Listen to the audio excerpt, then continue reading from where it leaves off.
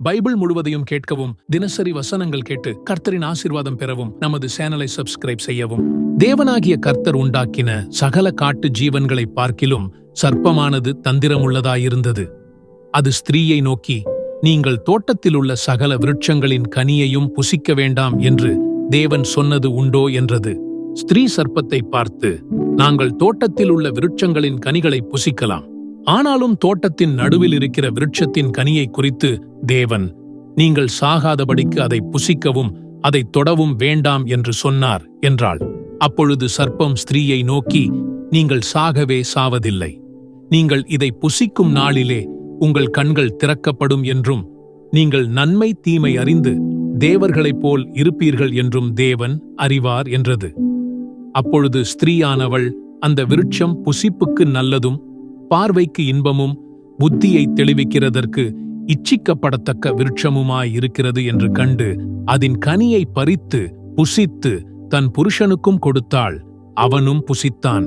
அப்பொழுது அவர்கள் இருவருடைய கண்களும் திறக்கப்பட்டது. அவர்கள் தாங்கள் நிர்வாணிகள் என்று அறிந்து அத்தி இலைகளை தைத்து தங்களுக்கு அரைக்கச்சைகளை உண்டு பண்ணினார்கள். பகலில் குளிர்ச்சியான வேளையிலே தோட்டத்தில் உலாவுகிற தேவனாகிய கர்த்தருடைய சத்தத்தை அவர்கள் கேட்டார்கள்.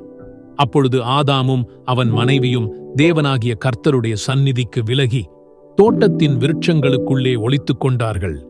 அப்பொழுது தேவனாகிய கர்த்தர் ஆதாமை கூப்பிட்டு, நீ எங்கே இருக்கிறாய் என்றார். அதற்கு அவன், நான் தேவரீருடைய சத்தத்தை தோட்டத்திலே கேட்டு நான் நிர்வாணியாயிருப்பதினால் பயந்து ஒளித்துக் கொண்டேன் என்றான். அப்பொழுது அவர், நீ நிர்வாணி என்று உனக்கு அறிவித்தவன் யார்? புசிக்க வேண்டாம் என்று நான் உனக்கு விலக்கின விருட்சத்தின் கனியை புசித்தாயோ என்றார்.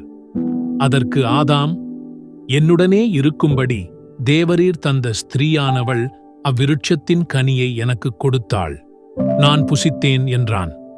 அப்பொழுது தேவனாகிய கர்த்தர் ஸ்திரீயை நோக்கி, நீ இப்படி செய்தது என்ன என்றார். ஸ்திரீயானவள், சர்ப்பம் என்னை வஞ்சித்தது, நான் புசித்தேன் என்றாள்.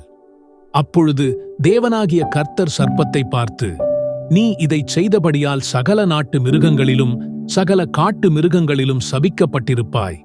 நீ உன் வயிற்றினால் நகர்ந்து உயிரோடிருக்கும் நாளெல்லாம் மண்ணை தின்பாய். உனக்கும் ஸ்திரீக்கும் உன் வித்துக்கும் அவள் வித்துக்கும் பகை உண்டாக்குவேன். அவர் உன் தலையை நசுக்குவார், நீ அவர் குதிங்காலை நசுக்குவாய் என்றார். அவர் ஸ்திரீயை நோக்கி, நீ கர்ப்பவதியாயிருக்கும்போது உன் வேதனையை மிகவும் பெருகப் பண்ணுவேன். வேதனையோடே பிள்ளை பெறுவாய்.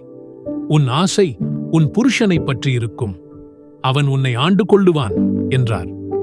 பின்பு அவர் ஆதாமை நோக்கி, நீ உன் மனைவியின் வார்த்தைக்குச் செவி கொடுத்து புசிக்க வேண்டாம் என்று நான் உனக்கு விலக்கின விருட்சத்தின் கனியை புசித்தபடியினாலே பூமி உன் நிமித்தம் சபிக்கப்பட்டிருக்கும்.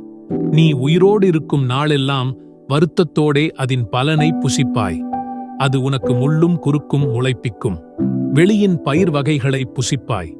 நீ பூமியிலிருந்து எடுக்கப்பட்டபடியால் நீ பூமிக்கு திரும்பு மட்டும் உன் முகத்தின் வேர்வையால் ஆகாரம் புசிப்பாய்.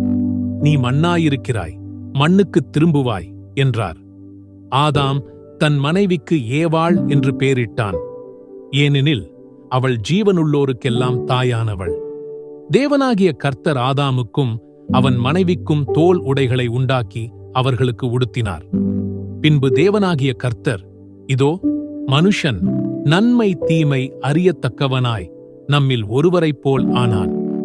இப்பொழுதும் அவன் தன் கையை நீட்டி ஜீவ விருட்சத்தின் கனியையும் பறித்து புசித்து என்றைக்கும் உயிரோடிராதபடிக்குச் செய்ய வேண்டும் என்று அவன் எடுக்கப்பட்ட மண்ணை பண்படுத்த தேவனாகிய கர்த்தர் அவனை ஏதேன் தோட்டத்திலிருந்து அனுப்பிவிட்டார். அவர் மனுஷனை துரத்திவிட்டு ஜீவ விருட்சத்துக்குப் போம் வழியை காவல் செய்ய ஏதேன் தோட்டத்துக்கு கிழக்கே கேருபீன்களையும் வீசிக்கொண்டிருக்கிற சுடரொளி பட்டயத்தையும் வைத்தார். பிரியமானவர்களே, ஆமென் என்று கமெண்ட் செய்து கர்த்தரின் ஆசீர்வாதம் பெறுவோம். பைபிள் முழுவதையும் கேட்கவும், தினசரி வசனங்கள் கேட்டு கர்த்தரின் ஆசீர்வாதம் பெறவும் நமது சேனலை சப்ஸ்கிரைப் செய்யவும்.